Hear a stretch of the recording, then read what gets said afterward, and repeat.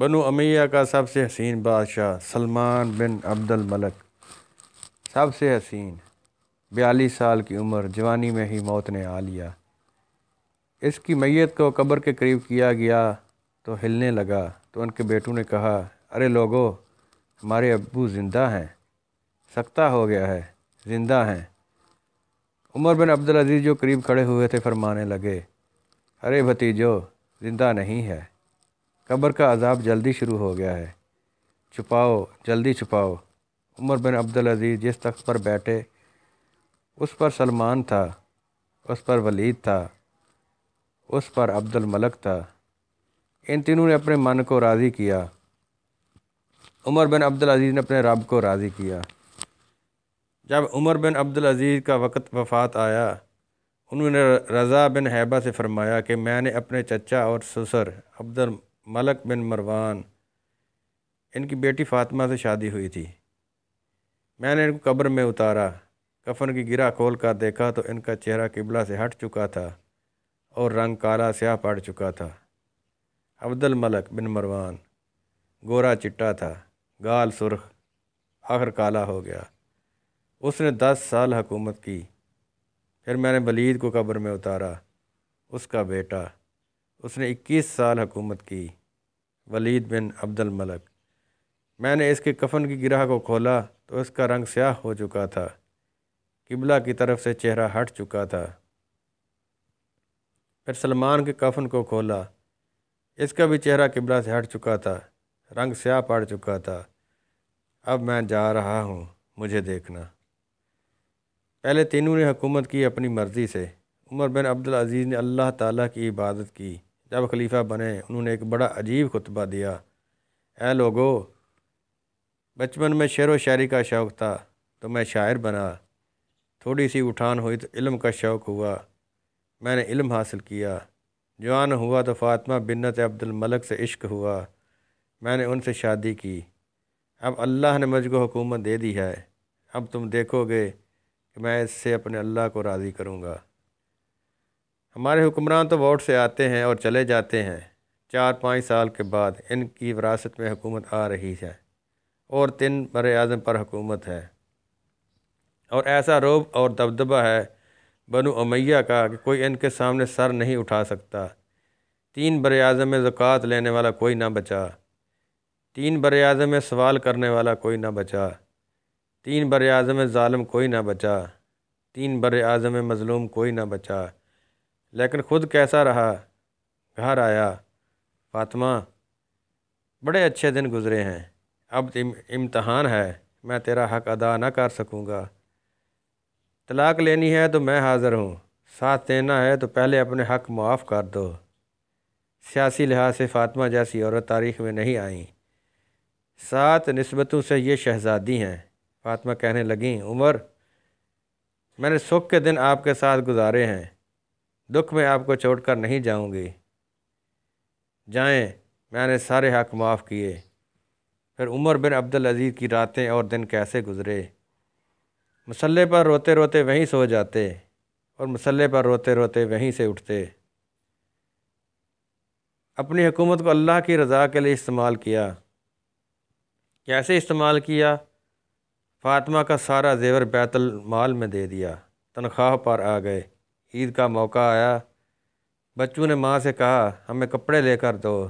فاطمہ کے پاس عمر کے یعنی 3 براعظموں کے خلیفہ تھے کہ بچے آ رہے ہیں، امی جان، ابا سے کہیں عید آ رہی ہے، ہمیں عید کے کپڑے لے دیں۔ ابا تشریف لائے، خزانے لبالب بھرے ہوئے ہیں، گندم کے ڈھیروں کی طرح۔ کہا، اے امیر المومنین، بچے کپڑے مانگ رہے ہیں۔ کہا، فاطمہ، میرے پاس تو پیسے نہیں، کہاں سے کپڑے لے کر دوں؟ فاطمہ نے کہا، پھر بچوں کا کیا کریں؟ کہا، مجھے بھی نہیں پتہ کیا کروں۔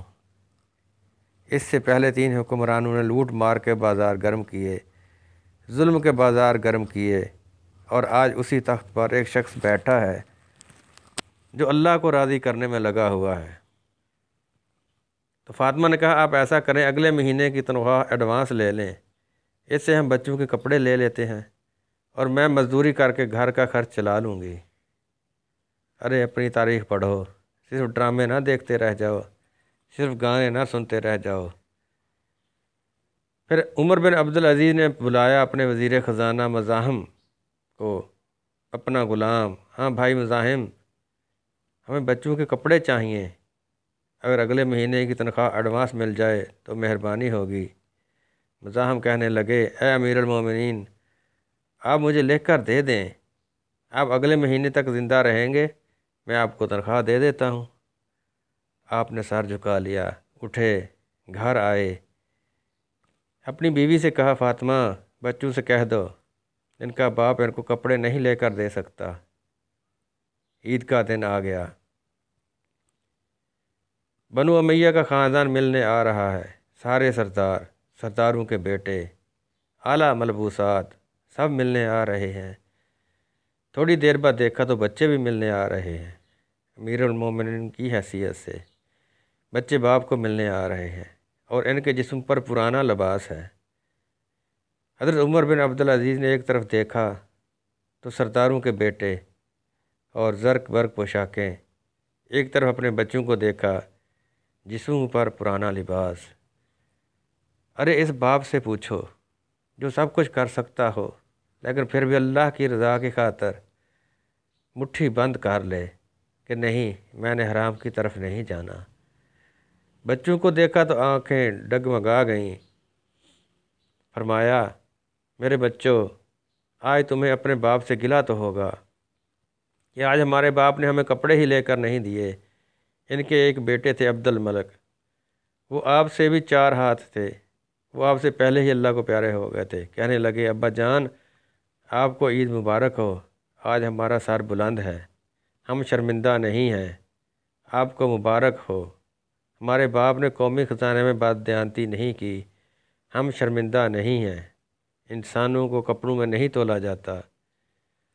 आज का मेरा देश का मालदार इतना फ़कीर हो गया है, इतना छोटा हो गया है कि वो अपना तारफ़ करवाने के लिए 50 लाख की घड़ी लेता है, 6 लाख का जूता लेता है। आज की बेगम इतनी छोटी हो गई है कि वो अपने कद को बड़ा करने के लिए 8-10 लाख का बैग लेती है।